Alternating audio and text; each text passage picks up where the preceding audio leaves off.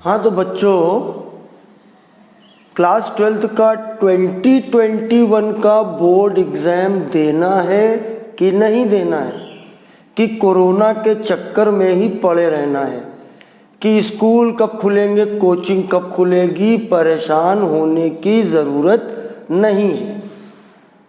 दोस्तों, मैं केमिस्ट्री गुरु विष्णु और आज मैं आपके लिए लेके आया हूँ क्लास 12th सॉलिड स्टेट यानी first chapter of class 12th। पूरा चैप्टर, कंप्लीट चैप्टर, पूरा चैप्टर पढ़िए, तैयार करिए। और सब्सक्राइब ना किया हो तो भैया तुरंत पहले सब्सक्राइब तो कर दीजिए। हाँ, अब अगर सब्सक्राइब नहीं करोगे तो मैं मोटिवेट कैसे होऊंगा, आपके लिए अच्छा वीडियो कैसे बनाऊंगा। तो आप सब्सक्राइब करिए, पढ़िए, शेयर करिए, कमेंट करिए और चलिए वक्त को बर्बाद किए बिना जल्दी से शुरू करते हैं 12th का पहला चैप्टर, जो कि पूरी तरह से एनसीईआरटी बेस्ड है, यानी आपके बोर्ड लेवल के हिसाब से बिल्कुल परफेक्ट। तो चलिए सबसे पहले हम देखते हैं कि जो हमारा ये यूनिवर्स है, पूरा ब्रह्मांड है, ये दो मेन चीज़ों से मिलकर बना है। एक तो है मैटर वो होता है जिसमें मास होता है और जो स्पेस ऑक्यूपाई करते हैं, और दूसरा होता है वेव, जिनमें ना तो मास होता है और ना ही वो स्पेस ऑक्यूपाई करते। तो मैटर जो होता है उसकी 3 स्टेट्स होती हैं, 3 अलग अलग रूपों में रहता है। सॉलिड होता है, लिक्विड होता है और गैस होता है। सॉलिड, लिक्विड और गैस, इन 3 स्टेट में आपको पता है इंटरमॉलिक्यूलर पार्टिकल जब बहुत सटे हुए हैं तो सॉलिड, जब थोड़ा दूर हो गए तो लिक्विड, जब थोड़ा और दूर हो गए तो gases. General characteristics of solid state, हमारे जो सॉलिड्स होते हैं उनके सॉलिड स्टेट की जनरल कैरेक्टरिस्टिक्स क्या होती है, यानी मेन उसके अंदर की प्रॉपर्टी क्या होती है। ये वो पॉइंट्स है जो एनसीईआरटी में गिवन है। आपको एनसीईआरटी से, आप किसी बुक से पढ़ने की ज़रूरत नहीं है, आप इस चैप्टर को पूरा पढ़िए और तैयार करिए। तो पहला पॉइंट क्या है, definite mass, volume and shape. ये अगर थोड़ी देर के लिए मान लेते हैं ये मेटल का बना हुआ है, ये सॉलिड है, इसका जो शेप है वो बदलने वाला नहीं है, फिक्स है। इसका जो मास है वो बदलने वाला नहीं है, इसका जो वॉल्यूम है वो बदलने वाला नहीं है। तो डेफिनिट मास होता है, वॉल्यूम होता है, शेप होता है। शॉर्ट इंटरमॉलिक्यूलर डिस्टेंस, जिन पार्टिकल से मिलकर सॉलिड बना है यानी मॉलिक्यूल से, उनके बीच की दूरी बहुत कम होती है, बहुत शॉर्ट होती है, करीब करीब वो सटे हुए होते हैं आपस में, यानी क्लोज पैकिंग उनके अंदर होती है। ये सेकेंड पॉइंट के लिए हम लोग एक चीज़ यहाँ पर लिख सकते हैं, एक टर्म दिमाग में याद कर लीजिए, और वो है क्लोज पैकिंग। थर्ड नंबर पे आते हैं स्ट्रॉन्ग इंटरमॉलिक्यूलर फोर्सेस। वो इतने पास होते हैं, उनके अंदर लगने वाले जो बल हैं, जो फोर्सेस हैं, वो बड़े मजबूत होते हैं। ठीक है ना, इतने पास होते हैं, जितना पार्टिकल पास होगा उनके बीच लगने वाले फोर्सेस उतने ज़्यादा स्ट्रांग होंगे। और चौथे नंबर पे है पार्टिकल्स हैव वाइब्रेशनल एनर्जी। केवल अपने एक पॉइंट पर वो क्या करते रहते हैं, एक मीन पोजीशन के इधर उधर वो वाइब्रेशन करते रहते हैं, सिर्फ वाइब्रेशनल एनर्जी उनके पास में होती है। और उसके बाद है रिजिड एंड इनकम्प्रेसिबल, बहुत हार्ड होते हैं और उनको हम दबाएंगे तो कंप्रेसिबिलिटी नहीं होती है, क्योंकि पार्टिकल ऑलरेडी पहले से आपस में सटे हुए हैं, तो अब उनके बीच का गैप है नहीं, तो उनको हम कंप्रेस नहीं कर सकते हैं। सॉलिड होते कितने तरह के हैं, टाइप्स ऑफ सॉलिड की बात करते हैं। एक होता है क्रिस्टलाइन और एक होता है अमॉर्फस। अमॉर्फस का जो लिटरेरी मीनिंग है वो होता है नो फॉर्म, मतलब जिसमें कोई फॉर्म नहीं हो। क्रिस्टलाइन सॉलिड का मतलब होता है ट्रू सॉलिड्स होते हैं। हमारे आसपास जितने भी आपके जैसे सॉल्ट वगैरह दिखते हैं, सॉल्ट हो गए आपके, मेटल्स हो गए आपके, ठीक है, ये सब जो है क्रिस्टलाइन होते हैं। और अगर हम अमॉर्फस सॉलिड में करें तो इसमें आप एक मेनली जैसे पॉलीमर, ठीक है, पॉलीमर कोई भी ले लीजिए आप, और आप कोई ग्लास ले लीजिए। पॉलीमर के अंदर प्लास्टिक वगैरह सब चीज़ें आ जाती हैं, पॉलीमर और ग्लास वगैरह, ये अमॉर्फस सॉलिड्स में आती हैं। अमॉर्फस सॉलिड्स जो होते हैं और क्रिस्टलाइन सॉलिड्स जो होते हैं, ऊपर से दिखने में तो सब सॉलिड ही होते हैं, लेकिन इंटरनल स्ट्रक्चर में डिफरेंस होता है, और केमिस्ट्री पॉइंट ऑफ व्यू से इन दोनों के अंदर डिफरेंसेस होते हैं। These points are very important. पहला पार्ट है डेफिनिट ज्योमेट्रिकल शेप, जैसे क्यूबिक। क्रिस्टलाइन सॉलिड के अंदर अगर हम देखेंगे, ऑब्जर्व करेंगे माइक्रोस्कोपिक लेवल पे, तो हमको जैसे क्यूब जुड़े हुए आपस में नजर आएंगे, कोई डेफिनेट ज्योमेट्रिकल शेप नजर आएगी हमको। लेकिन अमॉर्फस सॉलिड्स में जो पार्टिकल्स के जो शेप बनते हैं, पार्टिकल के पॉइंट्स को मिला के जो शेप बनते हैं वो इरेगुलर शेप होते हैं, कोई उनके अंदर रेगुलरिटी नहीं होती है। दूसरी बात है शार्प मेल्टिंग पॉइंट, जैसे आइस की बात करते हैं, आइस का मेल्टिंग पॉइंट शार्प होता है, 0 डिग्री सेंटीग्रेड जैसे ही वो छूता है, जैसे ही उसको क्रॉस करता है वो मेल्ट होने लगता है, वो पिघलने लगता है। लेकिन इनमें क्या होता है, एक मेल्टिंग रेंज होती है, एक टेम्परेचर रेंज के बीच में वो पिघलना शुरू होते हैं। पहले वो सॉफ्ट होते हैं, उसके बाद धीरे धीरे धीरे करके वो लिक्विड में कन्वर्ट होते हैं। तो जिनमें शार्प मेल्टिंग पॉइंट है, इनमें मेल्टिंग रेंज है। इससे हम लैब में चेक कर सकते हैं कि कोई क्रिस्टलाइन सॉलिड है कि अमॉर्फस सॉलिड है। हम उसका मेल्टिंग पॉइंट निकालेंगे, अगर एक पर्टिकुलर वैल्यू पे सारा पिघल जाता है तो शार्प मेल्टिंग पॉइंट हो गया, तो क्रिस्टलाइन हो गया। और अगर वो एक टेम्परेचर पे जाके कुछ मुलायम हुआ मगर अभी लिक्विड फॉर्म में कन्वर्ट नहीं हुआ, तो हम समझ जाएंगे कि अमॉर्फस है। जैसे ग्लास में इसी तरीके का काम होता है, पॉलीमर में इसी तरीके का काम होता है। इनके अंदर क्लीवेज प्लेन होता है। क्लीवेज प्लेन का मतलब है एक काफ़ी शार्प एज टूल, कोई बहुत तेज़ धार का बना हुआ चाकू हो गया, छुरी हो गई, आरी हो गया, एक्स वगैरह, उससे अगर हम उसको कट करें और फिर माइक्रोस्कोप से देखें तो एकदम स्मूथ सरफेस मिलेगी, उसको बोलते हैं क्लीवेज प्लेन। तो इनमें क्लीवेज प्लेन होता है जबकि इनमें क्लीवेज प्लेन नहीं होता है। और चौथा पॉइंट, इनमें डेफिनिट हीट ऑफ फ्यूज़न होती है। हीट ऑफ फ्यूज़न, अगर हम उनको फ्यूज़ करेंगे, उसको हम पिघलाएंगे तो उनके इंथैल्पी में चेंज होता है, उसको हीट ऑफ फ्यूज़न बोलते हैं। उसकी एक सर्टेन कैरेक्टरिस्टिक वैल्यू होती है क्रिस्टलाइन सॉलिड की, जबकि इनके अंदर कोई डेफिनिट वैल्यू नहीं होती है। पांचवा पॉइंट एनिसोट्रॉपिक है। एनिसोट्रॉपिक का मतलब होता है कि डायरेक्शनल नेचर। डायरेक्शनल नेचर मतलब कहने का है कि कुछ प्रॉपर्टीज़ होती हैं, जैसे कि रिफ्रैक्टिव इंडेक्स आप ले सकते हो, जैसे कि आप ले सकते हो रेजिस्टेंस। तो रेजिस्टेंस और रिफ्रैक्टिव इंडेक्स अगर आप दो चीज़ें लेके चलो तो इन प्रॉपर्टी की वैल्यू क्रिस्टलाइन सॉलिड के लिए एंगल पे डिपेंड करती हैं। अगर हम लाइट रेज डाल रहे हैं तो 90 डिग्री एंगल पे डालेंगे तो कुछ वैल्यू मिलेगी, 45 पर डालेंगे तो कुछ वैल्यू मिलेगी, 20 पर डालेंगे तो कुछ वैल्यू मिलेगी। यानी जो डायरेक्शन पे डिपेंड ना करे, डायरेक्शन पर डिपेंड करे वो एनिसोट्रॉपिक, और जो डायरेक्शन में नहीं डिपेंड करे यानी ये नॉन डायरेक्शनल होते हैं, तो ये आपका कहलाता है अमॉर्फस सॉलिड्स। ठीक है, इनमें डायरेक्शन से कोई लेना देना नहीं है। इसका हम रिफ्रैक्टिव इंडेक्स ग्लास का निकालें तो उसका डायरेक्शन से कोई लेना देना नहीं है, लेकिन अगर हम रिफ्रैक्टिव इंडेक्स किसी क्रिस्टलाइन सॉलिड का निकालेंगे तो उसमें आपको डायरेक्शन का मतलब होगा। तो बस ज़्यादा कठिन टर्म है, एनिसोट्रॉपिक का मतलब याद कर लो डायरेक्शनल, और आइसोट्रॉपिक का मतलब नॉन डायरेक्शनल। उसके बाद ये असल में ट्रू सॉलिड्स होती हैं, क्योंकि ज्योमेट्रिकल शेप भी होती है और लॉन्ग रेंज ऑर्डर भी होती है। सच्चे अर्थों में रियल सॉलिड यही होते हैं, ये वाले सॉलिड रियल सॉलिड होते हैं, ये झूठे वाले सॉलिड होते हैं, मतलब कि सूडो सॉलिड्स। इनको कभी कभी हम सुपर कूल्ड लिक्विड भी कहते हैं। सुपर कूल्ड लिक्विड मतलब बहुत ज़्यादा ठंडे लिक्विड। ठीक है, और दूसरी बात इसमें लॉन्ग रेंज ऑर्डर होता है, यानी जो डेफिनेट ज्योमेट्रिकल शेप, मान लो क्यूब है तो क्यूब क्यूब क्यूब क्यूब पूरी कतार बिछी हुई है क्यूब की। जैसे वॉल में आप देखिए, कोई आप दीवार देखिए, अपने घर के बारे में सोचिए, उसके अंदर ईंटों की कतार पूरी बिछी हुई है, एक किनारे से लेकर दूसरे किनारे तक पूरी लेयर बिछी हुई है, फिर उसके नीचे दूसरी लेयर, दूर दूर तक फैला हुआ है। Long range order. एक क्यूब है तो ये नहीं कि एक क्यूब के पास फिर उसके बाद कुछ इरेगुलर शेप है, नहीं, पूरी वही रेगुलर शेप कंटिन्यूएशन में, तो उसको बोलते हैं लॉन्ग रेंज ऑर्डर, और इसको बोलते हैं शॉर्ट रेंज ऑर्डर। इससे अक्सर 1 मार्क का क्वेश्चन आ जाता है, बड़ी तेजी से आप इसका स्क्रीनशॉट ले लीजिए। तो अब हम आते हैं सेकंड टॉपिक पे, इसके क्लासिफिकेशन ऑफ क्रिस्टलाइन सॉलिड्स।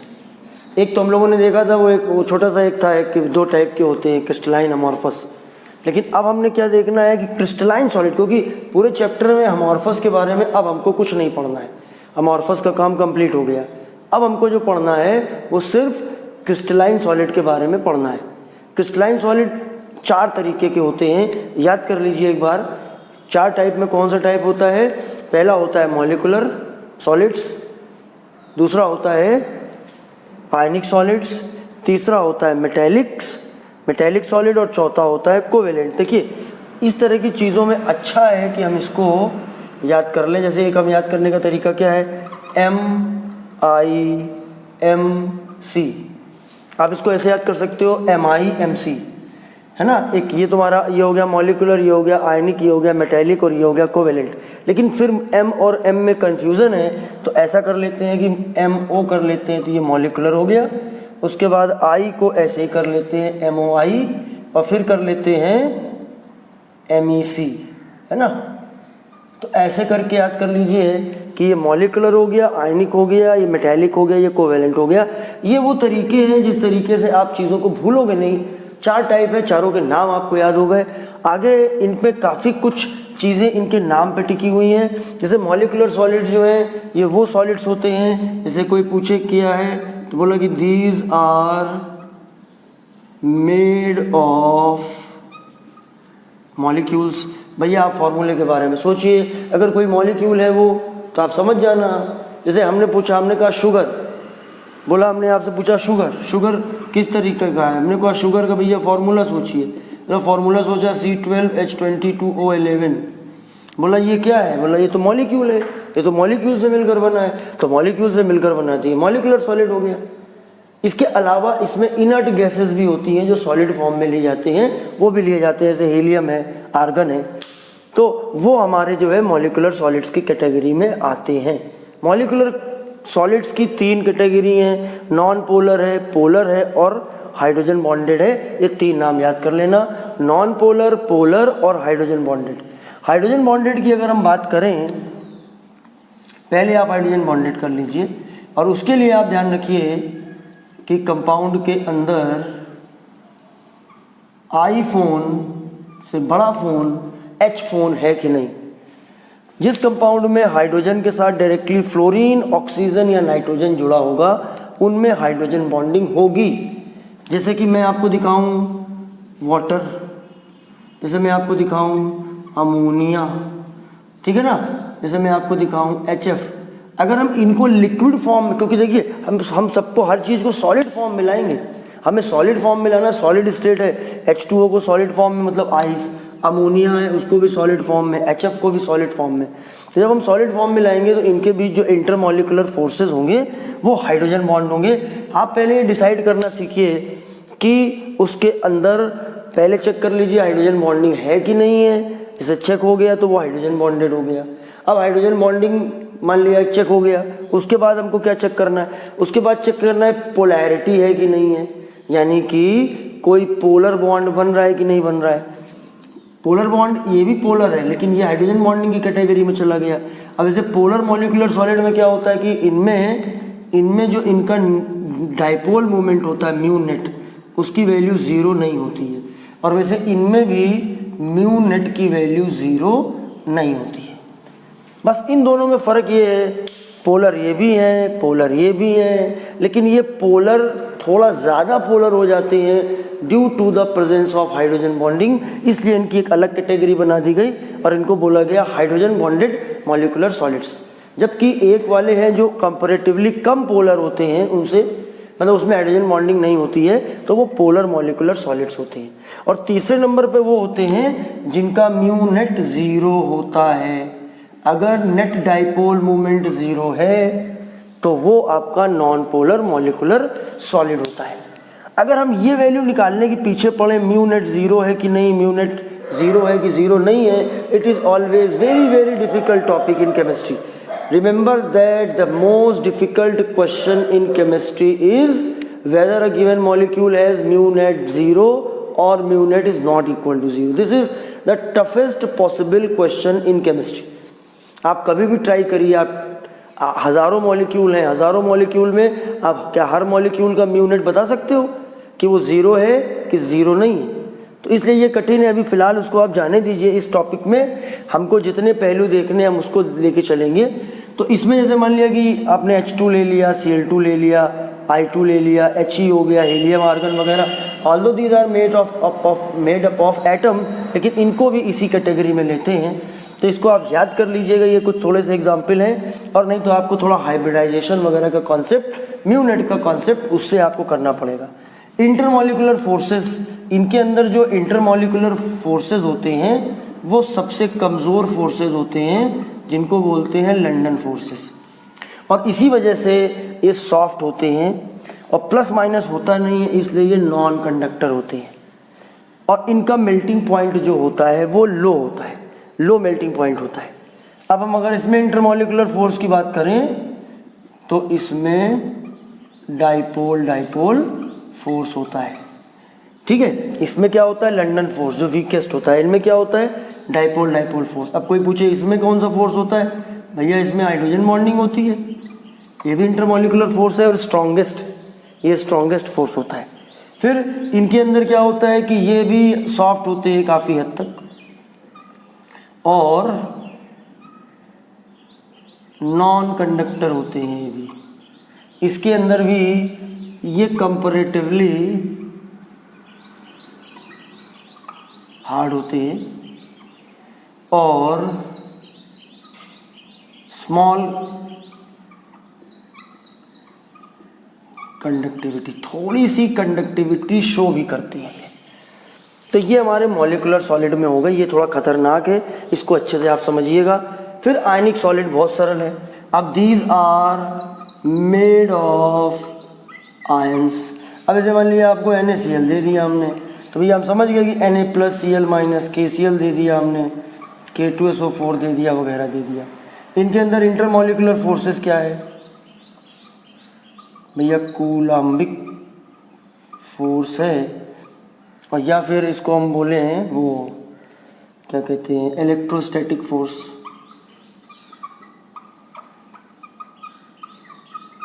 ठीक है, इनके अंदर ये फोर्स पाया जाता है। इसके अलावा अगर हम बात करें कि भैया इनकी मजबूती का क्या है मामला, तो ये हार्ड होते हैं, हार्ड होते हैं, ब्रिटल होते हैं,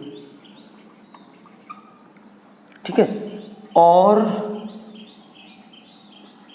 मॉल्टेन स्टेट में लोगे या एक्वस सोल्यूशन लोगे तो वो कंडक्टर होते हैं, ठीक है ना, अच्छे से कंडक्टर होते हैं वो। और इनका जो मेल्टिंग पॉइंट होता है वो हाई होता है, high melting point. Metallic solid, metallic solid में क्या होता है, मेटल्स आते हैं बस, उसमें और कुछ थोड़ा ना है।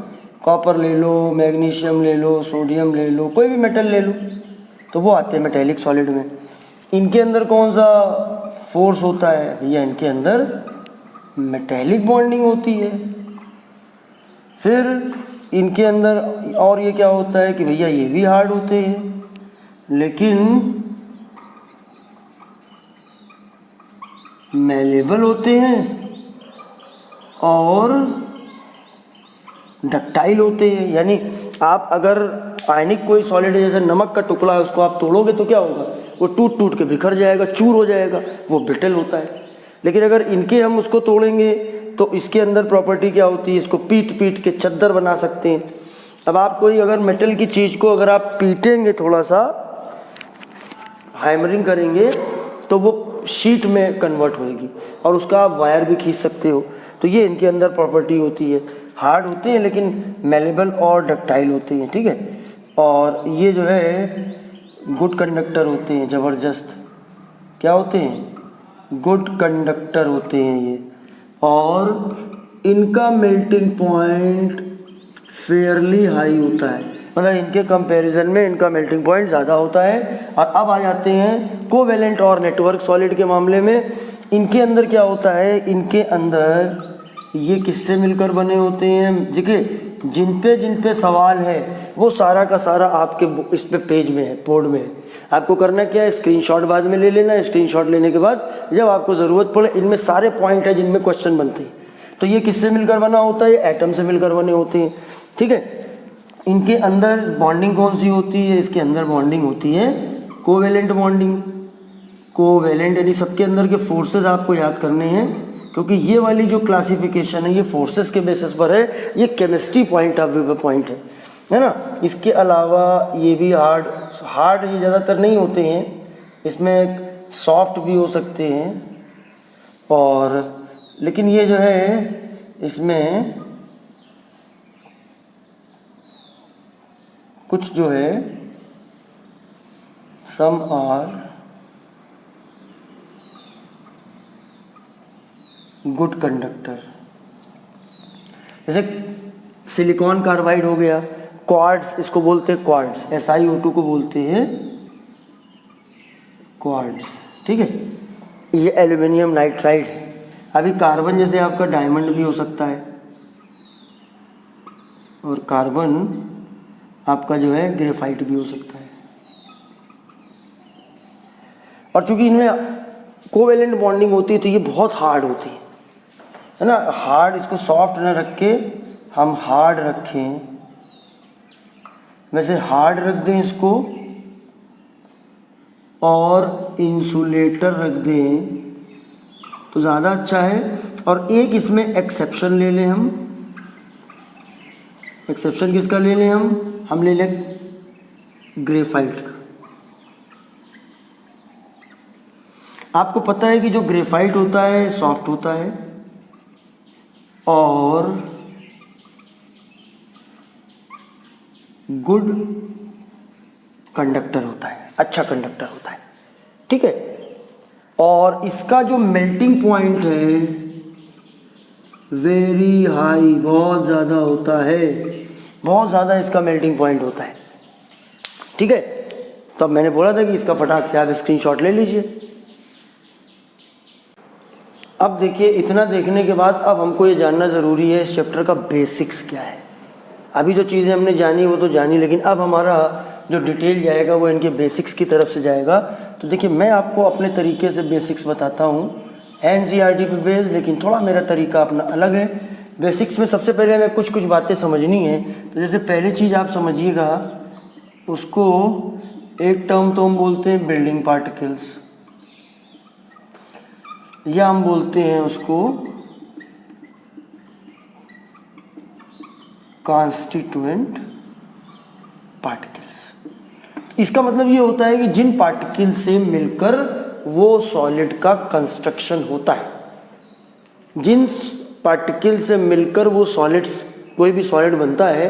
जैसे आइस है, वो एक सॉलिड है, वो किससे मिलकर बना है? H2O मॉलिक्यूल से मिलकर बना है। तो H2O क्या हो गया? उसका बिल्डिंग पार्टिकल या कॉन्स्टिट्यूएंट पार्टिकल हो गया। इनमें कॉन्स्टिट्यूएंट पार्टिकल के तौर पे तीन चीज़ें आती हैं आपकी, एटम आता है, आयन आता है, या मॉलिक्यूल आते हैं। ये इसके बिल्डिंग पार्टिकल हैं।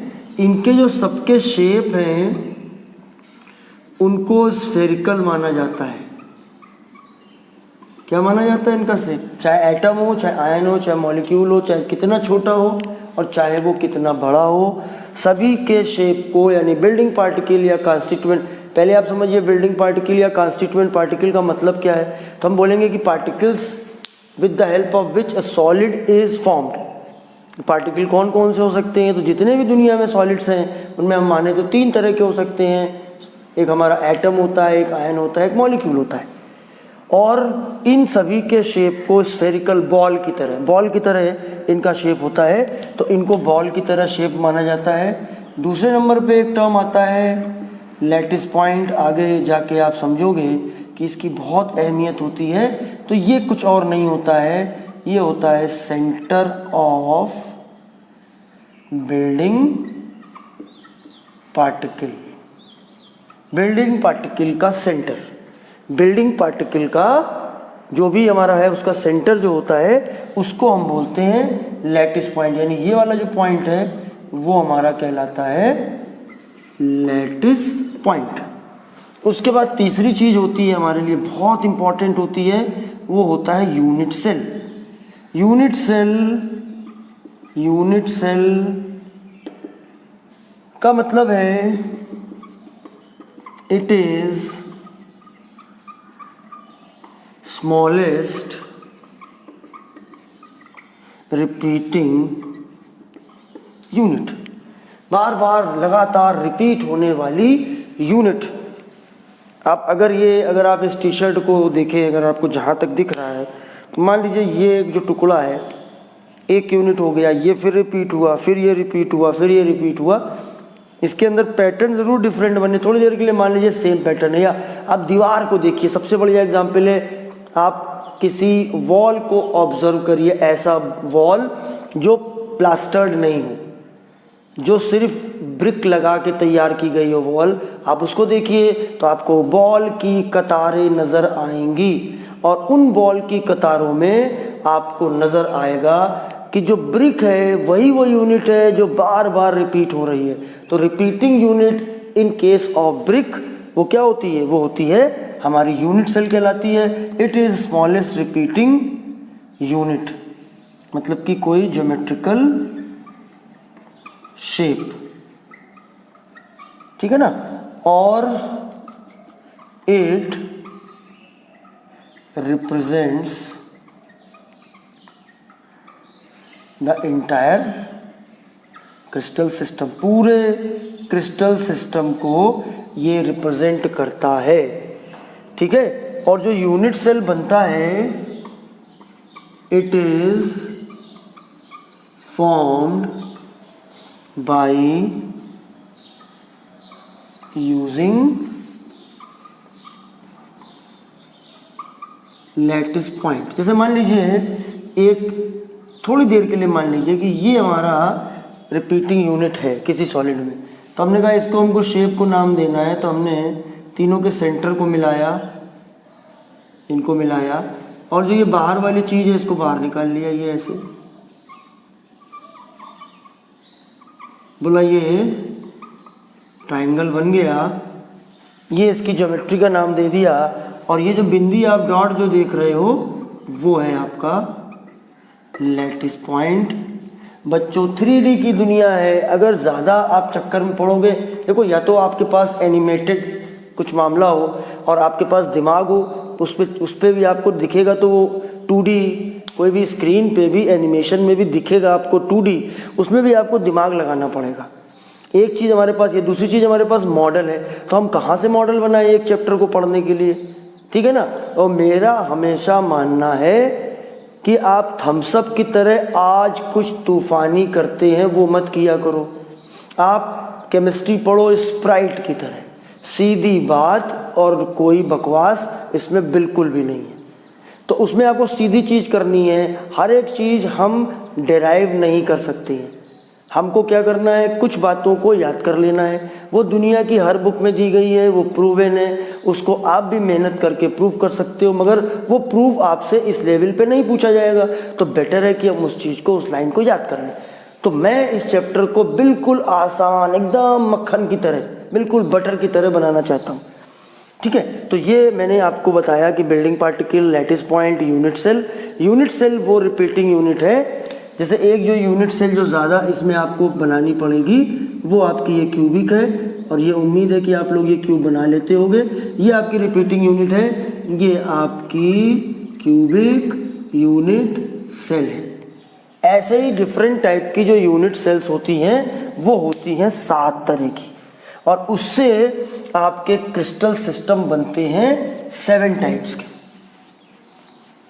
ठीक है ना। सत्ते पे सत्ता, 7 sisters or 7 crystal systems which are based on geometrical shape of repeating unit। तो अभी अगला जो हमारा पॉइंट हमको लेना है, क्या लेना है, वो हमको लेना है types of crystal system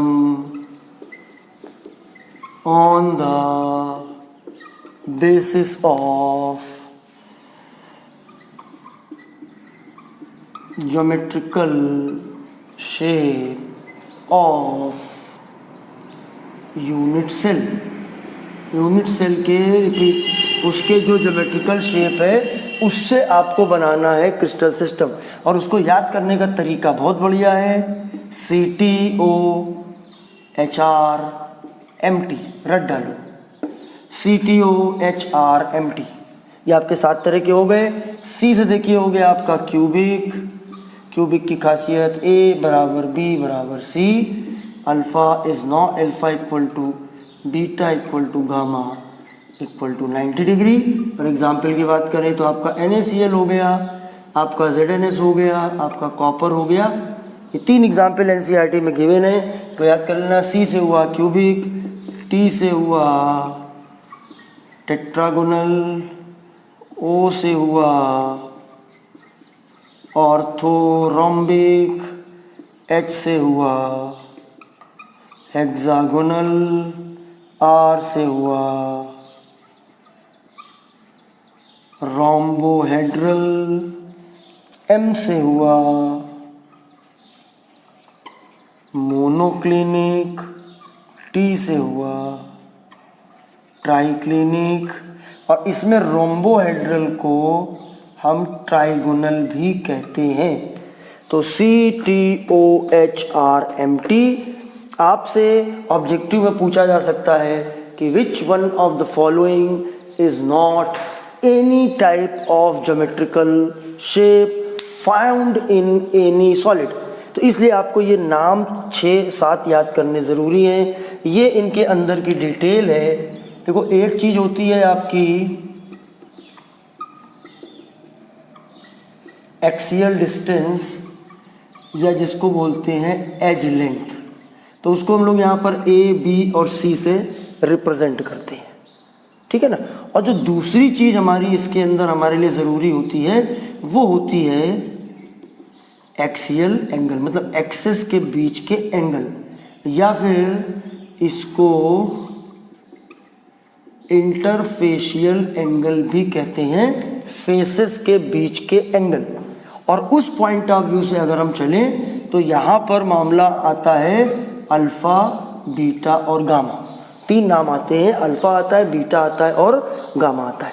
orthorhombic को अगर हम बात करें तो देखिए, ये हमको सारे के सबके पूरे डिटेल याद करने की ज़रूरत नहीं है। एक पहला याद करना आपको आना चाहिए। दूसरे में आपको जैसे 1-2 में और बता दे रहा हूँ, A is not equal to B is not equal to C, और alpha equal to beta equal to gamma equal to 90 degree. और इसमें जो आपके एग्जाम्पल आएंगे, आप एक KNO3 ले लीजिए, ये याद करने पड़ते हैं। हमारे पास कोई तरीका नहीं है फॉर्मूले से चेक करने का कि किस में किस टाइप का होगा। थोड़े से जो एग्जाम्पल मैं लिख रहा हूँ उनको याद कर लेना। एक होता है आपका sulphur rhombic, SR sulphur rhombic, और एक जैसे आपका ट्राई क्लिनिक हो गया। ट्राई क्लिनिक में A is not equal to B is not equal to C, alpha is not equal to beta is not equal to gamma is not equal to 90 degree. अगर मैं आपको ABC को ज़रा मैं और क्लियर कर देता हूँ, देखिए मैं जल्दी से एक क्यूब बना देता हूँ। ये देखिए आपका क्यूब हो गया, दिस इज़ योर क्यूब, और इस क्यूब के अंदर ये हमने x एक्सेस बना ली, ये y एक्सेस बना ली, ये z एक्सेस बना ली। तो x एक्सेस वाली जो यहाँ से लेकर यहाँ तक की जो एज है उसको बोल दिया A, और जो y एक्सेस वाली है वो हो गई B, और जो z एक्सेस वाली है वो हो गई C, और A के सामने वाला जो एंगल है वो हो गया अल्फ़ा, और B के सामने वाला जो एंगल है वो हो गया बीटा, और C के सामने वाला एंगल है वो हो गया गामा। तो हमको ये 2 चीज़ें लेनी पड़ती हैं, ABC लेना पड़ता है और इंटरफेशियल एंगल लेना पड़ता है। अगर हम ट्राई क्लिनिक का एक एग्जाम्पल याद करें तो जैसे आपके लिए अच्छा एक जाना पहचाना है पोटेशियम डाइक्रोमेट, ये आपका टाइप ऑफ क्रिस्टल सिस्टम है on the basis of geometrical shape of unit cell. कुल मिला के 7 तरीके का दुनिया में पाए जाने वाले सारे सॉलिड्स इनमें से किसी की कैटेगरी में आते हैं। उसके बाद जो अगली चीज़ हमारे लिए है वो एक टर्म है इसमें, ब्रेवेइज लैटिसेस। ब्रेवेइज एक मैथमेटिशियन थे जिन्होंने सबसे पहले इस तरीके ज्योमेट्रीज के बारे में डिस्कस किया था। तो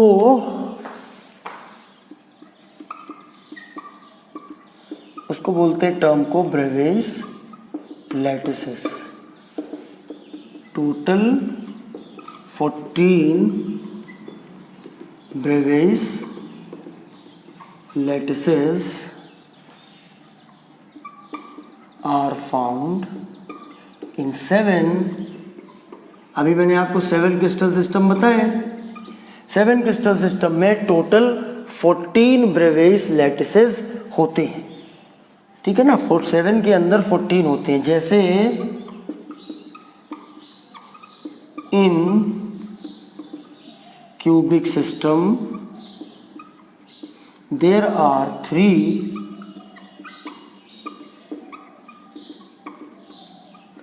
देखिए बच्चों, एक सीरियस बात आपसे करनी है कि आप देखते हो कि मैं नहीं चाहता हूँ कि मैं उस तरीके से पढ़ाऊँ कि हर एक चीज़ को मैं बोर्ड पर रख दूँ।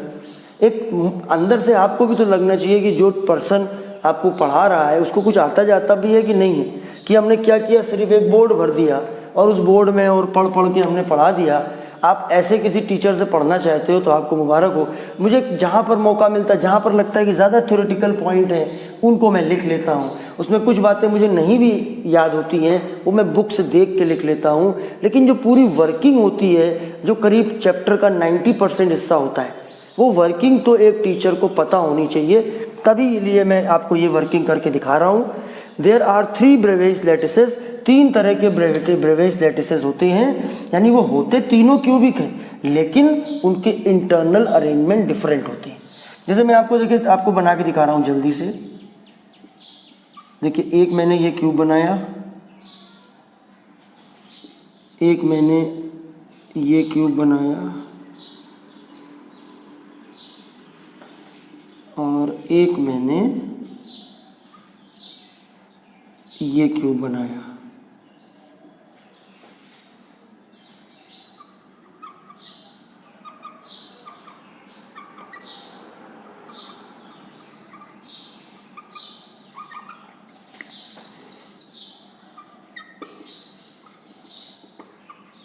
अब आप देखिए, इसमें 8 लैटिस पॉइंट्स हैं एट ईच कॉर्नर। सारे के सारे जो कॉर्नर हैं वहाँ पर आपको ये लैटिस पॉइंट मिल रहे हैं, और इसको कॉपी खोलिए, कॉपी खोल के बनाइए। ठीक है, अब इसमें 8 लैटिस पॉइंट्स हैं, कहाँ पर, सारे कॉर्नर पर, प्लस एक पॉइंट है बॉडी सेंटर पर। एक बीचों बीच, क्यूब के बीचों बीच का एक पॉइंट हवा में लटकता हुआ, वो हो गया आपका। और उसी तरीके से 8 पॉइंट, यानी 8 पॉइंट है तो कॉमन चीज़ है, 8 पॉइंट है तो कॉमन चीज़ है। उसके बाद फेसेस, आप देखिए, मैं पहले एक चीज़ आपको समझा देता हूँ। क्यूब के बारे में 2-3 बातें जाननी बहुत ज़रूरी हैं। देखिए, इसमें आपको बार बार क्यूब बनाना पड़ेगा, क्यूब की प्रैक्टिस करिए बनाने की। मैं देखिए, मैं आपको ये क्यूब मैंने बनाया, इसके अंदर आप देखिए एक बॉडी के बीचों बीच होगा, उसको बोलेंगे बॉडी सेंटर। तो बॉडी सेंटर एक होता है, एक क्यूब के अंदर एक होता है बीचों बीच। उसके बाद face centre. Face centre, face का मतलब है ये 6 टुकड़े हैं आपके। जैसे एक आपको देखिए ये दिख रहा है आपको, आप 6 कार्ड शीट ले लीजिए। सर मान लिया ये कार्ड शीट है, थोड़ी देर के लिए मान लीजिए ये, लेकिन स्क्वायर होना चाहिए। एक स्क्वायर, दूसरा स्क्वायर, ऐसे रखिए 2, फिर एक इसके ऊपर रखिए, फिर नीचे रखिए, फिर इधर रखिए, फिर इधर रखिए। जैसे आप किसी रूम में जाइए, आप जहाँ पे बैठे हुए वहीं पर आप देखिए, अपने लेफ़्ट देखिए, अपने राइट देखिए। आपको लेफ़्ट और राइट देखने पर नज़र आएंगी 2 वॉल। फिर अपने पीछे देखिए, अपने आगे देखिए, फिर आपको 2 वॉल नज़र आएंगी। फिर आप छत देखिए और फर्श देखिए। कुल मिला के 6 टुकड़े हैं, 6 एरिया हैं, जो जिनको जोड़ के 6 प्लेन हैं, जिनको जोड़ के ये पूरा बना है। अगर रूम जो होते हैं मोस्टली क्यूबाइड के शेप के होते हैं, लेकिन थोड़ी देर के लिए मान लो कि ये क्यूब है, तो 1 2 3 4 5 6 फेसेस को मिला दो। तो फेस अगर 6 है तो फेस का सेंटर, जैसे ये फेस है उसका एक सेंटर होगा, ये फेस सेंटर हो गया। ये मैं ये वाला फेस दिखा रहा हूँ आपको, ये जो हो गया आपका, वो हो गया फेस सेंटर। और ये जो आपको मैं दिखा रहा हूँ ये हो गया बॉडी का सेंटर। ठीक है, और उसके बाद फिर मैं आपको दिखाना चाहता हूँ, देखिए ये यहाँ पर जैसे ये बना दिया ये, तो ये हो गया कॉर्नर, है ना। तो फेस सेंटर 6 होगी, 6 फेस है, हर एक फेस का एक सेंटर होगा। भाई फेस का मतलब है ऐसे आपको स्क्वायर बनाना है, इसका एक सेंटर हो गया, ये फेस सेंटर हो गया। उसके बाद कॉर्नर, कॉर्नर्स कितने हैं, 8 हैं। और उसके बाद अब आपको देखना है एज सेंटर। एज सेंटर कभी कभी ज़रूरत पड़ जाती है, एज इन लाइन को बोलते हैं। ये एज सेंटर हो गया, ये हो गया आपका एज सेंटर। इन टर्मिनोलॉजी की ज़रूरत पड़ेगी, इसीलिए बेसिक्स में मैं इसको लेता हूँ। तो एज सेंटर होंगे 12, या आप डंडियाँ गिन सकते हो 1 2 3 4 फिर ऐसे नीचे 1 2 3 4 और फिर ये खड़ी डंडियाँ 4 हो गई, तो टोटल 12 हो गए। तो एच अगर 12 है तो एच सेंटर भी 12 होंगे।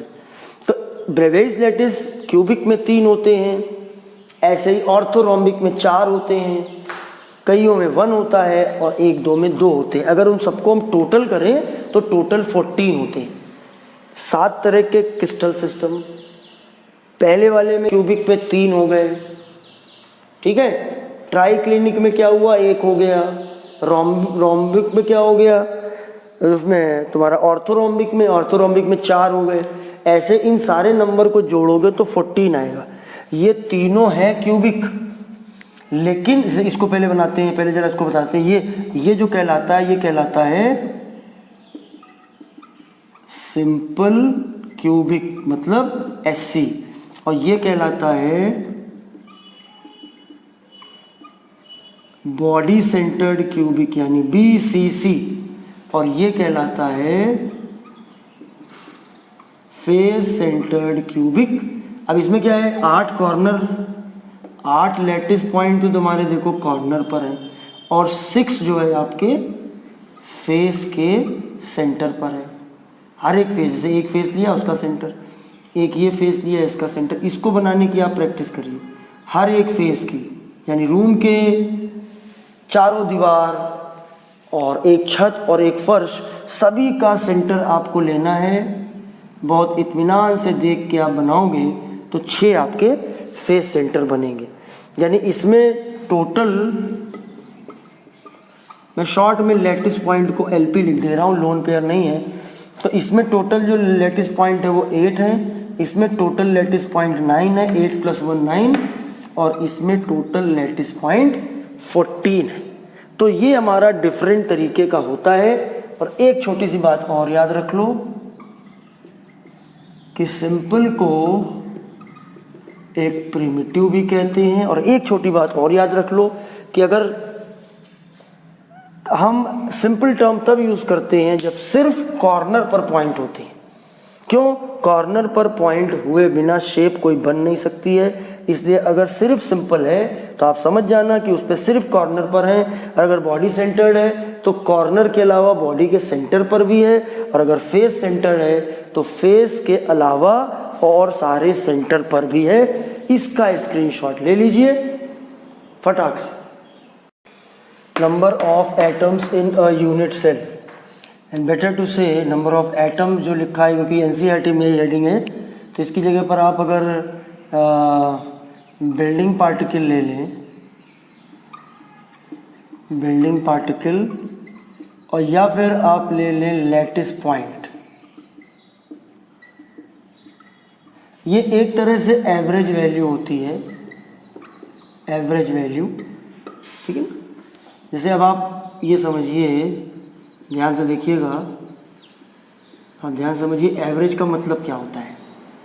किसी भी सॉलिड में मान लिया कि क्यूबिक पैटर्न, जैसे NaCl में क्यूबिक पैटर्न, तो NaCl को अगर हम झांक के देखें माइक्रोस्कोपिक लेवल से मॉडर्न टेक्निक से, तो हमको क्यूब क्यूब क्यूब क्यूब आपस में जुड़े हुए समझ में आएंगे। आप अपने दिमाग का इस्तेमाल करिए, ऐसे जनरली हम डायरेक्टली देख भी नहीं सकते हैं, लेकिन मन की आंखों से, समझ की आंखों से, नॉलेज की आइज़ जो होती हैं, और आइज़ ऑफ नॉलेज, उसके ज़रिए जब हम देखते हैं और पाते हैं कि जो रिसर्च अभी तक हुआ उसके हिसाब से, अगर नमक के अंदर, सॉल्ट के अंदर, कॉमन सॉल्ट के अंदर अगर हम एटॉमिक लेवल पे देखें तो हमको क्यूब क्यूब क्यूब आपस में जुड़े हुए नज़र आते हैं।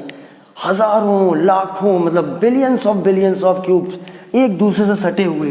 जैसे मान लिया एक क्यूब ये है और दूसरा आपका इसके बगल में भी एक क्यूब होगा कोई, ठीक है ना। अब ऐसे ये वाला हमने एक बीच वाला हमने आपके एक दिखाने के लिए, और बीच वाला हमने एक फेस ले लिया। आप इसको 2 रूम भी मान सकते हैं, एक रूम ये है, एक रूम ये, इनके बीच में कॉमन वॉल है। अब मान लीजिए कि इस रूम के यहाँ बीचों बीच में यहाँ पर एक पॉइंट, यहाँ पर एक पॉइंट। अब हम बोले कि ये जो पॉइंट है, यानी जिसको बोलते हैं कि फेस का सेंटर, तो फेस सेंटर तो कॉमन है ना।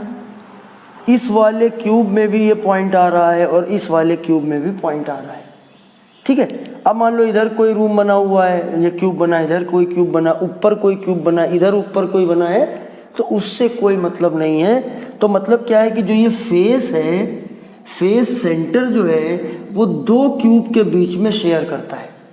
हमको एवरेज वैल्यू चाहिए, तो हम बोलेंगे कि भैया ये पॉइंट इसको मिला कि इसको मिला, तो बोलेंगे कि भैया आधा इसको दे दो, आधा इसको दे दो।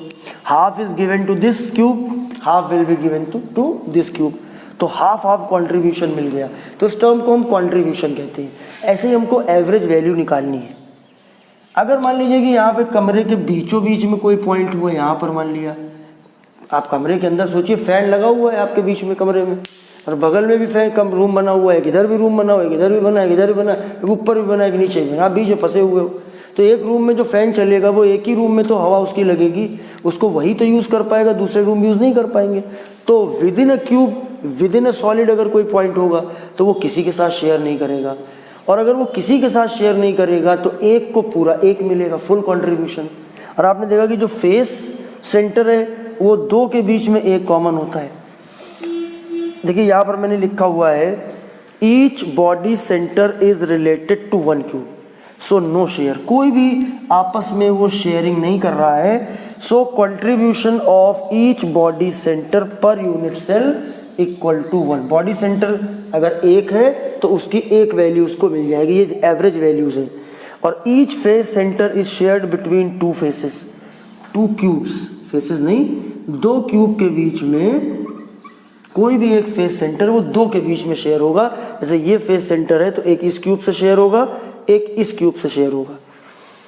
तो एक के हिस्से में क्या आएगा, तो contribution of face centre per unit cell equal to 1/2। ध्यान रखना ये वैल्यू हमारे काम की है, ये वैल्यू हमारे काम की है, जैसे ये वाली वैल्यू है हमारी, ये काम की, ये फॉर्मूला, इसको याद भी कर लेना, समझ में आ जाए अच्छा है, नहीं तो इसको याद कर लेना बस, ठीक है। अब फिर आया हमारा कॉर्नर। कॉर्नर में झमेला ज़्यादा है। जैसे मान लिया ये कमरा, ये कमरा, ये छत खाली हमने बनाई है। हम आपको अगर छतें दिखाएं, ऊपर से आप कोई छत देखिए हेलीकॉप्टर से, 4 घरों की छत, 4 घर जो आपस में जुड़े हुए हैं, 4 घरों की छत, चारों घरों के ये कॉर्नर क्यूब मान लीजिए, क्यूब के आकार के, तो इन चारों के बीच में ये शेयर कर रहा है। ये हमको छत दिख रही है ऐसे, हम उसका ये लुक आपको दिखा रहे हैं। मतलब ये अगर उस लुक के हिसाब से देखें तो यहाँ पर आ गए हम, ऊंचाई पर आ गए, बोर्ड से यहाँ पर आ गए हम। अब जैसे 4 ये रूम है तो उनका छत है, वैसे ही इसके एक ऊपर एक कमरा बना, एक इसके ऊपर, एक इसके ऊपर, एक इसके ऊपर, उनका भी ये कॉमन होगा। तो टोटल एक कॉर्नर जो है 8 क्यूब के साथ शेयर करेगा। Each corner is shared between 8 cubes, so contribution of each corner per unit cell equal to 1/8। अब अगर हम इसको सिंपल क्यूबिक लेके चलें और इसके लिए z की वैल्यू निकालें, तो सिंपल क्यूबिक में s का मतलब सिंपल, c का मतलब क्यूबिक, कुल मिला के 8 कॉर्नर, और हर कॉर्नर का कंट्रीब्यूशन पर यूनिट सेल 1/8। आपको सिर्फ ये करना है 8 × 1/8, ये वैल्यू 1 आ गई, ये हमारा फाइनल आंसर हुआ। z इसी को बोलते हैं नंबर ऑफ एटम्स को या नंबर ऑफ बिल्डिंग पार्टिकल्स को। और अगर हम इसके लिए निकालें z, तो देखिए 8 × 1/8, क्योंकि यहाँ पर भी 8 कॉर्नर हमारे पास फिर से हैं, और इसके अलावा हमारे पास एक बॉडी का सेंटर है, उसमें प्लस हमने 1 कर दिया। 8 × 8 हुआ 1, 1 + 1 हुआ 2, यहाँ z की वैल्यू 2 हो गई। और इसके लिए निकालेंगे हम z की वैल्यू 8 × 1/8 प्लस 6 फेसेस हैं और फेस का कंट्रीब्यूशन है 1/2, तो 1 + 3 = 4। ये हमारे तीनों आंसर आ गए। ये हमेशा एक इम्पॉर्टेंट क्वेश्चन होता है, z की वैल्यू 1, z की वैल्यू 2 और z की वैल्यू 4। इसका तो स्क्रीनशॉट बिल्कुल आप ले लीजिए, क्योंकि जो अगर आप एनसीईआरटी बुक अपनी लेके बैठे हुए हैं तो इसके आगे का आर्टिकल जो लिखा है वो मैं अभी नहीं बता रहा हूँ, लेकिन उसके और आगे का जो आगे वाला आर्टिकल है वो बता रहा हूँ, क्योंकि वो भी इन्हीं कैलकुलेशन से रिलेटेड है। तो इसका आप स्क्रीनशॉट ले लीजिए, फिर मैं आगे के कैलकुलेशन सिखा रहा हूँ। इसके जो बाद वाला जो हमारा आर्टिकल है वो क्लोज पैकिंग है, लेकिन क्लोज पैकिंग के बाद जो आप एनसीईआरटी में देखना कि वो मैं टॉपिक लेके चल रहा हूँ, तो उसमें हेडिंग ऐसे नहीं पड़ी है, लेकिन बिना इस हेडिंग के आपको समझ में नहीं आएगा। Calculation of radius of constituent particles. आपको पता है कि ये जो पॉइंट आपका बना हुआ है, असल में जैसे अगर मान लो आप थोड़ी देर के लिए ज़रा समझ लो कि जैसे ये बना हुआ है, एक पॉइंट ये बना हुआ है, है ना, एक पॉइंट ये बना हुआ है। तो ये असल में रियल में क्या है, ये स्फीयर है, ऐसे स्फीयर है। तो एक स्फीयर ये हो गया, एक स्फीयर ये हो गया। इन दोनों के बीच की जो नियरेस्ट पार्टिकल जो है उनके बीच की जो डिस्टेंस है उसको डी माना जाता है। तो आपको समझना है कि जहाँ पर ये पॉइंट बना हुआ है वहाँ पर एक्चुअल में वो सेंटर है उस स्फीयर का which is actually building particle. ठीक है, तो ये मैंने आपको थोड़ा सा बता इसलिए दिया कि आप इस बात को क्लियर रखें। अब आप देखिए, हमने सिंपल क्यूबिक लिया। पहली बात तो जो उनके जो दो नियरेस्ट पार्टिकल आपको ढूंढने हैं उनके बीच की जो डिस्टेंस होगी उसको हम डी से डिनोट करेंगे। डी से, डी है distance between two nearest particles. जैसे सिंपल क्यूबिक में नियरेस्ट पार्टिकल आप अगल बगल वाले कोई कॉर्नर ले लीजिए, डायगोनल वाले मत लेना, साइड वाला कोई भी कॉर्नर ले लीजिए। जैसे ये लिया तो ये ले सकते हो। ये कम से कम आपको मिनिमम डिस्टेंस ढूंढनी है, तो इसमें मिनिमम डिस्टेंस ये हो गई। और फेस सेंटर्ड क्यूबिक में सेंटर और फेस के बीच की, क्योंकि यहाँ से लेकर यहाँ तक की डिस्टेंस ज़्यादा है, यहाँ से लेकर यहाँ तक की डिस्टेंस कम है। और हम इन डायग्राम में मैं सिर्फ दो ही पॉइंट बना रहा हूँ जिनसे कि नियरेस्ट डिस्टेंस निकल सके। जैसे अगर हमें फेस सेंटर है तो ये एक फेस बना हुआ है ऊपर वाला, छत मान लो, छत का एक ये कॉर्नर हो गया और ये छत का एक बीचों बीच का पॉइंट हो गया। इस पूरे फेस को हमने इधर निकाल के बना लिया। अब हमारी जो डिस्टेंस नियरेस्ट है वो ए डी है। हमारा हमको पता है कि जो डी है वो किसके इक्वल है, ए डी के इक्वल है। अब हमने क्या किया, ये हमारी साइड है, एज है, ए है, और ये वाली एज है, ये भी बी है, क्योंकि क्यूब है ना हमारा। तो अगर हम इसमें पाइथागोरस थ्योरम लगाएं, इस पे लगाएं तो क्या बनेगा, A B square plus B C square equal to A C square. ठीक है, उसके बाद ए बी की वैल्यू क्या है, ए है, तो ये हो गया ए स्क्वायर। और बी सी की वैल्यू क्या, सॉरी ये भी ए है, तो ये भी हो गया ए। ठीक है, तो A C square equal to हो गया 2a square, A C equal to हो गया ए रूट 2। ठीक है, और तुम्हारा डी क्या है, डी जो है तुम्हारा ए डी के इक्वल है, डी तुम्हारा जो है ए डी के इक्वल है। डी हमको डी पहले चाहिए ना, डी का आधा करेंगे तो, और तुम्हारी दूरी कौन सी निकली है, ए सी निकली है ना। और जो ए डी की जो वैल्यू है वो किसके बराबर है, वो ए सी बाई 2 है, मतलब ए सी बाई 2, मतलब डी इक्वल टू क्या हुआ, ए रूट 2 बाई 2। आप ध्यान से इस कैलकुलेशन में करोगे, कोई दिक्कत इसमें नहीं, पूरा मेंसुरेशन है इसके अंदर, केमिस्ट्री कुछ नहीं इसमें। उसके बाद हमें आर इक्वल टू निकाला तो बोला डी बाई 2 होता है। तो इसमें अगर हम 2 डिवाइड करेंगे तो 2 इंटू 2 4 हो जाएगा। तो डी इक्वल टू क्या हो जाएगा, ए रूट 2 बाई 4। देखो, या तो आप ये वाला ले लीजिए, है ना, और या फिर अब इसका एक फॉर्म और बना सकते हैं। मैं फिलहाल इधर लिख के दे रहा हूँ, ऊपर रूट 2 मल्टीप्लाई कर दो, नीचे रूट 2 मल्टीप्लाई कर दो। तो ऊपर क्या होगा, A root 2 into root 2 upon 4 root 2। ठीक है, ऊपर रूट 2 नीचे रूट 2, कोई फर्क नहीं पड़ा, रूट 2 मिल गया, 2 बन गया, और 2 से ये कट गया तो ये 2 हो गया। तो बहुत लोग ऐसे भी लिखना पसंद करते हैं, ए रूट। कुछ लोगों को ये कहना होता है कि भाई हमें छोटे से छोटे नंबर को यूज़ करना है, इसमें थोड़े नंबर छोटे हैं, कम नंबर है ना, इसमें 4 आया है, इसमें 2 आया है, लेकिन मुझे ये ज़्यादा अच्छा लगता है। तो इन दोनों में से आप कोई भी लिख लीजिए। तो मैं फ़िलहाल इसको हटा दे रहा हूँ, इस वाले को, दोनों में से आप कोई भी ले सकते हो। आप देखिए, इसको मैं देखता हूँ, इस वाले को मैं देखता हूँ, इसको ज़रा कैलकुलेट कर लेते हैं। इसमें तो कुछ नहीं झंझट है भैया, ये जो दूरी है ना यही डी है, यही दूरी डी है। तो डी इक्वल टू क्या हुआ, ए हो गया, तो आर इक्वल टू क्या हुआ, ए बाई 2 हो गया। इसमें जो क्लोजेस्ट डिस्टेंस यही तो तुम्हारा डी है, और डी की वैल्यू ए के इक्वल है, और ए बाई 2 करेंगे तो ये हमारे आर का ये आंसर आ गया। इसमें ये आंसर आ गया। अब इसमें हम देखो, तो इसमें हमें पाइथागोरस थ्योरम लगानी, क्योंकि ए डी इसमें भी हमको निकालना है। देखिए, डी इक्वल टू है ए डी, और ए डी इक्वल टू है ए सी बाई 2। अब देखो, ये वाला जो, ध्यान से देखो, ये वाला ट्राइंगल देखो, ये वाला एंगल 90 डिग्री है, ये वाला जो ए बी सी है वो 90 डिग्री है। तो पाइथागोरस थ्योरम लगाएंगे तो ये आपका परपेंडिकुलर हो गया, ये आपका बेस हो गया, ये आपका हाइपोटेनस हो गया। तो आएगा A B square plus B C square equal to A C square. अब ए बी, अब यहाँ से लेकर यहाँ तक की डिस्टेंस ए है तो ये ए स्क्वायर हो गया। बी सी, अभी हम लोगों ने यहाँ पर ये डायगोनल निकाला था, यहाँ पर AC लिखा है वो अलग बात है, लेकिन वही AC जो है यहाँ पर BC बना हुआ है। तो वो वैल्यू हमने जो निकाली थी वो a√2 थी, है ना। तो ये वैल्यू a√2 का स्क्वायर करोगे तो क्या हो जाएगा, 2a स्क्वायर आ जाएगा। ये हो गया हमारा 3a square AC square. AC equal to क्या आ जाएगा, a√3, ठीक है। और AD बराबर क्या होगा, AC/2। AC है a√3 तो ये हो जाएगा a√3/2। तो R इक्वल टू क्या होगा, D/2, और D/2 क्या हो जाएगा, a√3/4, क्योंकि 2/2 करोगे तो 2 × 2 4 हो जाएगा। ये बन जाएगा a√3/4। देखिए ये एक आपका आया है, एक आपका ये आया है, और ये गलत लिख गया है, ये R होगा। R इक्वल टू आएगा a√2/4 आ सकता है।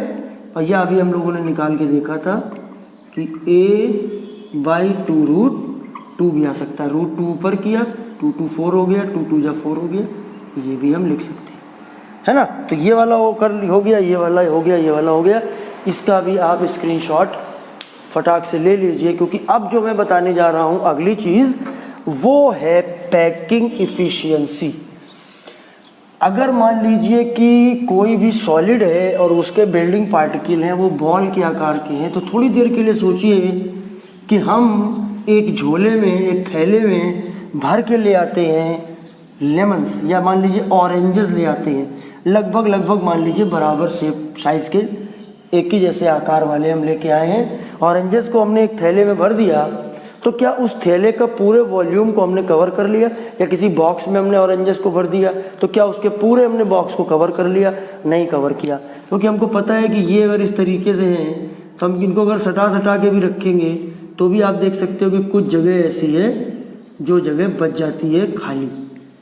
तो कितना ज़्यादा पैक है, कितना वॉल्यूम ऑक्यूपाइड है, वो कहलाता है packing efficiency,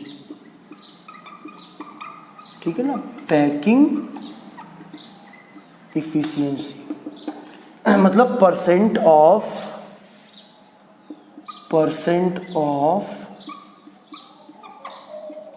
occupied volume by building particle.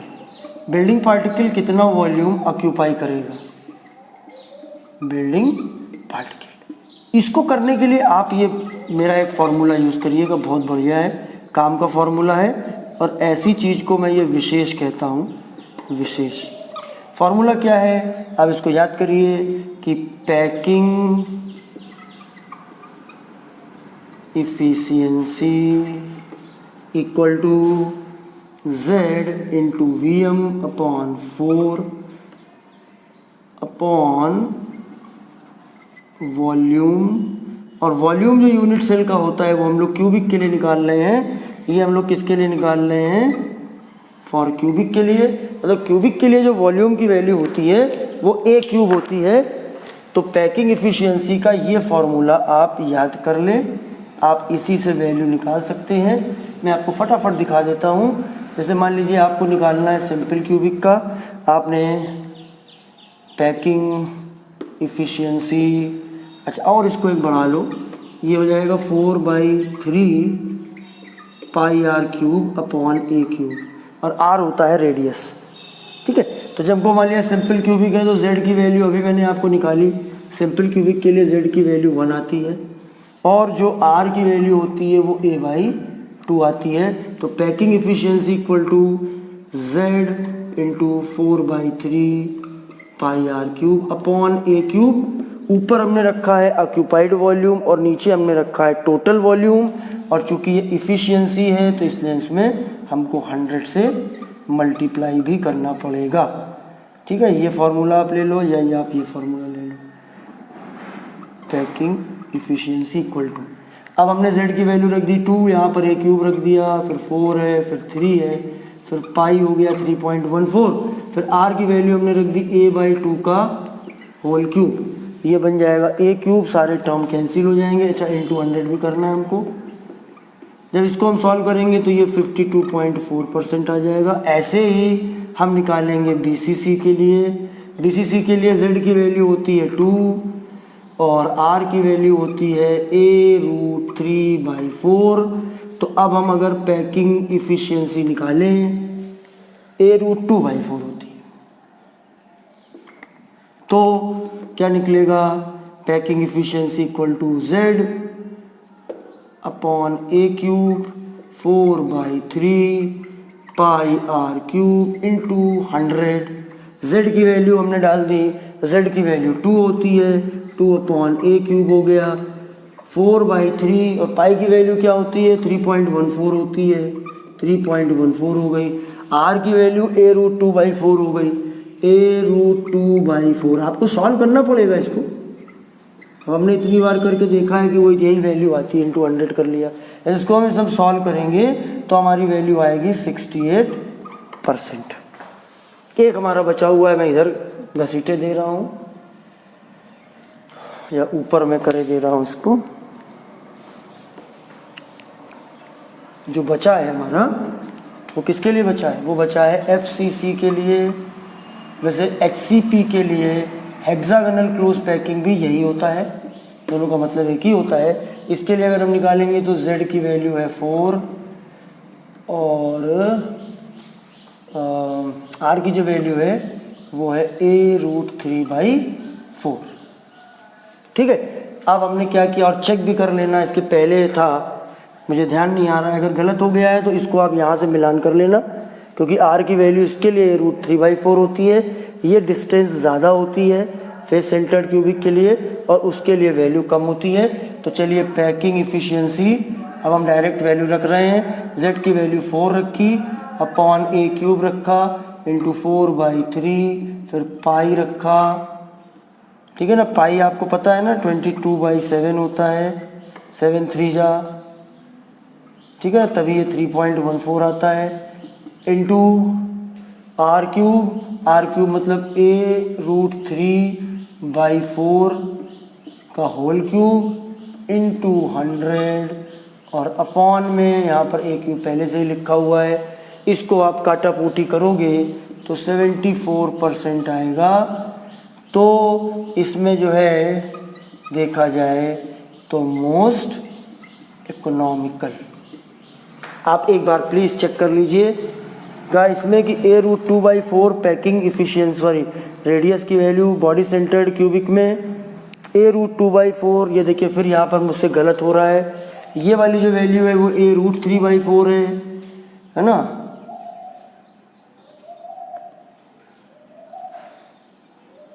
क्योंकि जो ये वाली वैल्यू है फेस सेंटर्ड क्यूबिक की, ये वैल्यू सबसे ज़्यादा आती है, और A√2/4 अगर हुआ तो वैल्यू सबसे ज़्यादा कैसे आएगी भाई? एक बार इसको ज़रा सा चेक कर लेते हैं।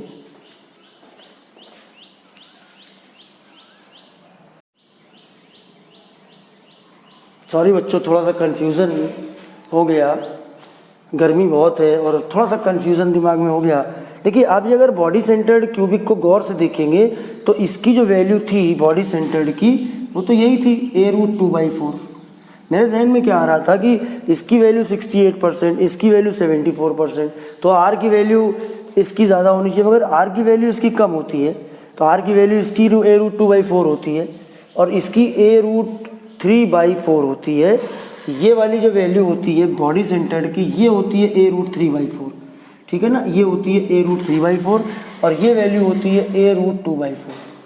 मैं आपको देखिए यहाँ पर तीनों के फॉर्मूले में लिखे दे रहा हूँ क्योंकि थोड़ा कन्फ्यूज़न हो गया है। ये सिंपल क्यूबिक है, R बराबर A/2, ये बॉडी सेंटर्ड क्यूबिक है, R बराबर A√2/4, ये फेस सेंटर्ड क्यूबिक है, R बराबर, अब ये A√3/4 होता है, बॉडी सेंटर्ड क्यूबिक में लेंथ ज़्यादा होती है और फेस सेंटर्ड में A√2/4 होता है। आप पीछे वाले टॉपिक पे भी जाके चेक कर लेना।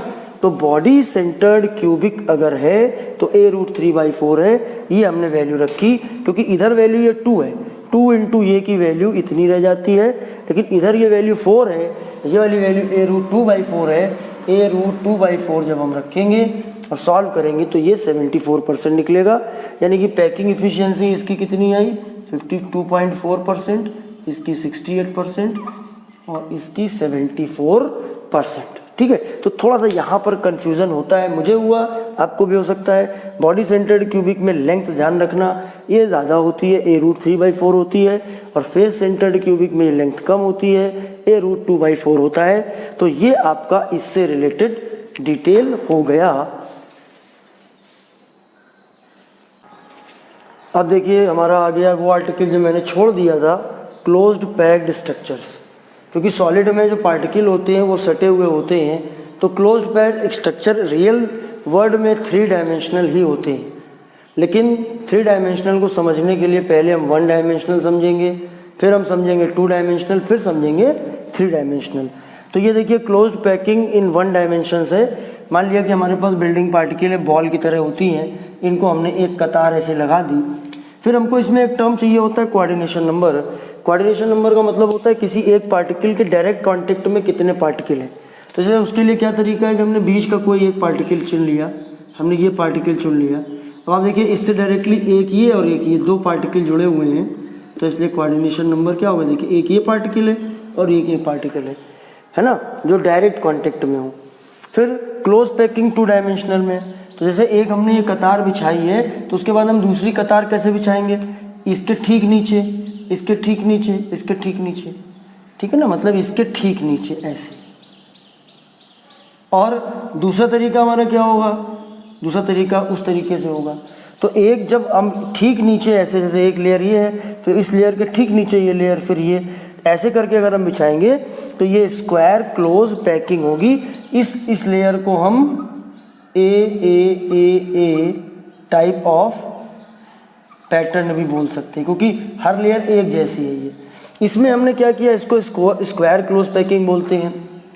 क्यों बोलते हैं, आप देखिए कोई एक चुन लीजिए, कोई एक रेफरेंस पार्टिकल, जैसे मैंने ये बीच वाला एक रेफरेंस के तौर पे चुन लिया, तो इसके डायरेक्ट कांटेक्ट में एक ये पार्टिकल है, एक ये पार्टिकल है, एक ये पार्टिकल है और एक ये पार्टिकल है। इसके डायरेक्ट कांटेक्ट में 1 2 3 4 पार्टिकल है ना, और इनको अगर हम 4 को मिलाएंगे तो देखिए ये स्क्वायर बनेगा, इसीलिए इसको बोलते हैं स्क्वायर क्लोज पैकिंग। और चूंकि जैसी ये लेयर है बिल्कुल वैसी दूसरी है, बिल्कुल वैसी तीसरी है, तो इसलिए ए टाइप इसमें जो है अरेंजमेंट होता है इसके अंदर। इसमें आपसे पूछा यही जाता है कोऑर्डिनेशन नंबर की वैल्यू। दूसरी इसमें पॉसिबिलिटी क्या होती है 2 डायमेंशनल में, कि जैसे हमने ये एक लेयर बनाई है, तो अब उसके बाद इसके नीचे जो सेकेंड लेयर बनाएंगे, जैसे ये लेयर ए है, इसके नीचे की लेयर बनाएंगे, तो ठीक नीचे ना बना के डिप्रेशन में बनाएं। फर्क होता है, देखिए एक ये ठीक नीचे आ गई, अगर इस तरीके से हम लगाते जाएंगे तो ये अरेंजमेंट बनेगा, और अगर इन 2 के बीच के डिप्रेशन में फिट करेंगे तो ये तुम्हारा बन जाएगा हेक्सागोनल क्लोज पैकिंग। ठीक है, ये देखिए आप, ये है, इनके बीच के डिप्रेशन में फंसाया है। अब हमको क्या करना है, बीच का एक हमने रेफरेंस पार्टिकल ले लिया। अब आप देख सकते हो इसके कांटेक्ट में तो ये सभी 6 आ रहे हैं, और 6 आ रहे हैं तो हेक्सागन बन गया, इसीलिए हेक्सागोनल क्लोज पैकिंग है। अगर कोई पूछे इसमें कोऑर्डिनेशन नंबर क्या है, तो इसमें आंसर होगा 4, क्योंकि इससे डायरेक्ट 4 जुड़े हुए हैं, और इसमें क्या है कोऑर्डिनेशन नंबर 6, क्योंकि इससे 6 जुड़े हुए हैं। अब रियल वर्ल्ड में जो होती है क्लोज पैकिंग वो 3D होती है, और 3D को कॉपी पे या बोर्ड पे दिखा पाना पॉसिबल नहीं है, तो या तो हमें मॉडल की ज़रूरत पड़ेगी, या फिर हमारे पास एक बहुत अच्छी क्वालिटी का एनिमेटेड कोई वीडियो हो और हमारे दिमाग उस एनिमेटेड वीडियो के 3D को देख सके। तो ये कॉम्प्लिकेशन अगर आप अपने दिमाग से हटा दो और सिंपल वे में सोचो, तो 3D का डायग्राम हम नहीं बना सकते हैं। 3D में करना क्या है आपको, जैसे ये पैटर्न देख रहे हो तो इसी में बॉल भरते चले जाओ, खूब ठसा ठस करके भर दो, तो उसमें 2 पैटर्न बनेंगे। एक बनेगा CCP, C का फुल फॉर्म है क्यूबिक, C जो है C से हो गया क्यूबिक, और C से हो गया क्लोज और पैकिंग। इस पैटर्न के ज़रिए जो बनता है उसमें क्यूबिक क्लोज पैटर्न बनता है।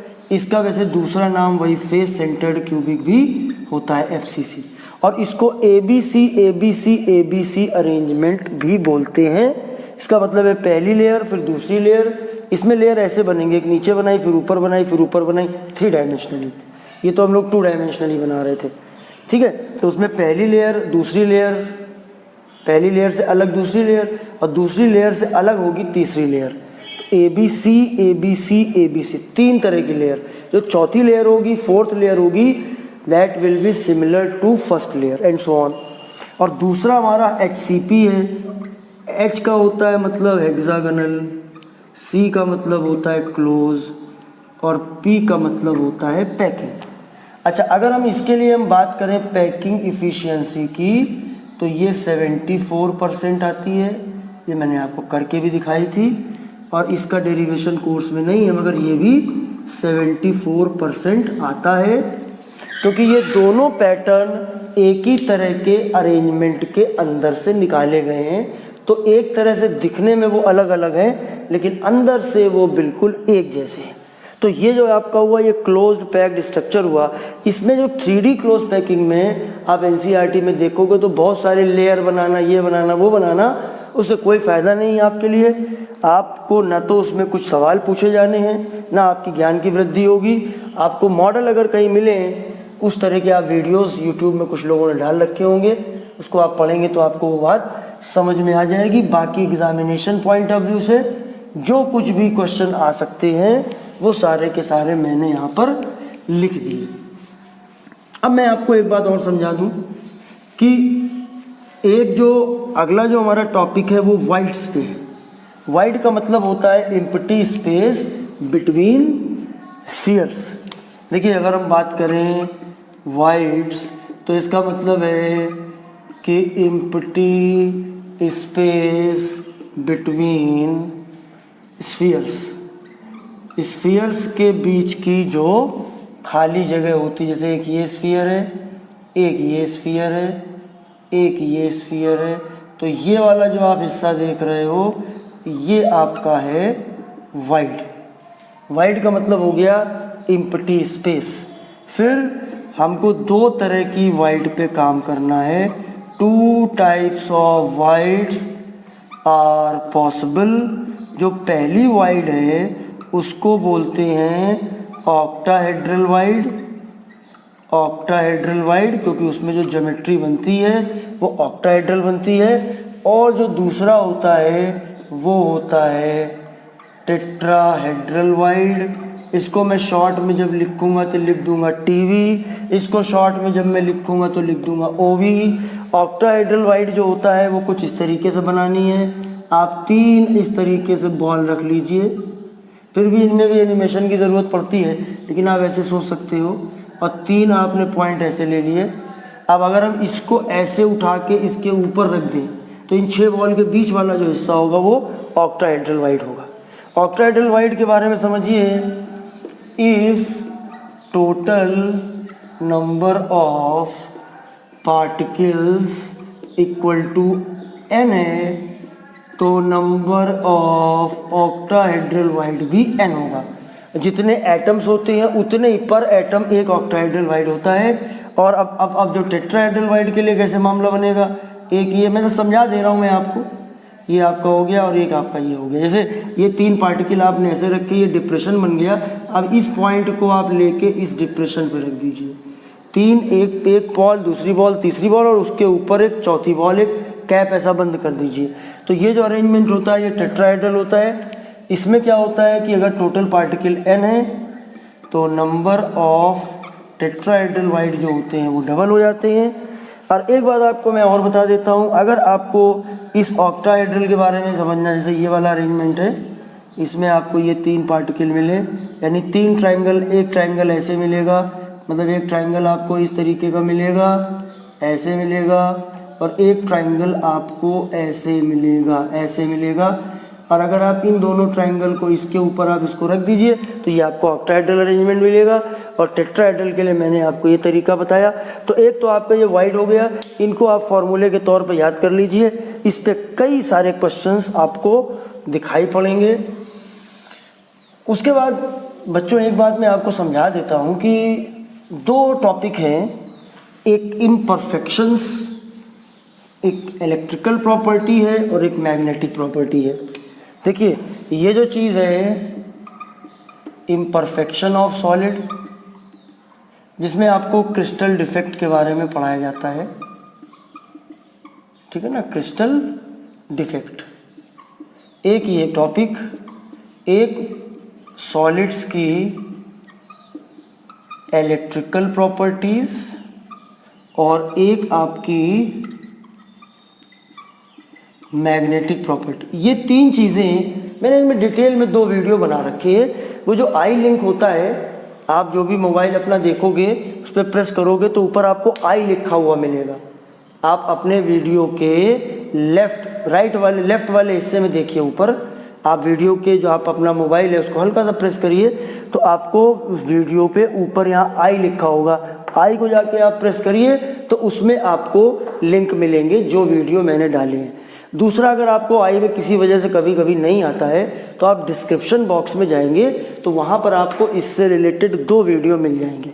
उसमें मैंने डिटेल में बताया है, इसलिए मैं इस वीडियो में कोई डिस्कस नहीं करूँगा। तो एक जो हमारा आखिरी टॉपिक बचता है वो है डेंसिटी ऑफ सॉलिड। जो डेंसिटी होती है इसका आप सिर्फ फॉर्मूला याद कर लीजिए, क्योंकि इस पर न्यूमेरिकल आता है, बहुत ज़्यादातर 3 नंबर का न्यूमेरिकल इसी में आता है। और उसका फॉर्मूला ये है D बराबर Z into M upon NA into A cube. ये आप फॉर्मूला लर्न कर लीजिए इसको, इस फॉर्मूले की आपको ज़रूरत पड़ेगी।